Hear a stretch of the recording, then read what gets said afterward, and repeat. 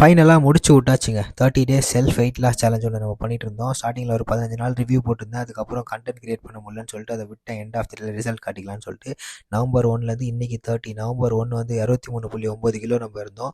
So இந்த மாதிரி இருந்த உடம்பு இன்றைக்கி நம்ம எவ்வளோ கிலோ இருக்கும் அப்படின்னு பார்த்தீங்கன்னா, ஸோ இந்த மாதிரி தான் இப்போ இப்படி தான் இருக்கும். வெயிட் எவ்வளோன்னு நான் சொல்கிறேன் பாருங்கள். ஸோ இந்த மாதிரி கொஞ்சம் ஸ்ட்ரெட் ஆகிருக்கும். ரொம்ப பெருசாக வெயிட் குறைக்கல. ஒரு மனுஷன் ஒரு மாதத்துக்கு 3 கிலோ குறைக்கலாம் சயின்டிஃபிக்காக. அதே மாதிரி 2.6 கிலோ தான் குறைச்சேன். அதை 400 கிராம் ஏன் ஒழுங்காக குறைக்க முடியல அப்படின்னா, நான் பண்ண தப்பு என்னது, நான் பண்ண குட்னஸ் என்னது, ரெண்டுத்தையுமே நான் இதில் சொல்கிறேன். பாடி வந்து கொஞ்சம் சேஞ்ச் ஆகிருக்கு, இல்லைன்னு சொல்லவே இல்லை. பட் ஸ்டார்டிங்கில் வந்து டயட்டெல்லாம் ஃபாலோ பண்ணேன்னா அப்பப்போ நடுவில் இந்த மாதிரி பர்கரு, பிரியாணி அந்த மாதிரிலாம் ப்ரோட்டீன், ஃபைபர் இதெல்லாம் கரெக்டாக இருந்தேன். ப்ரோட்டீன் ஷேக் எடுப்பேன், எல்லாமே கரெக்டாக இருப்பேன்.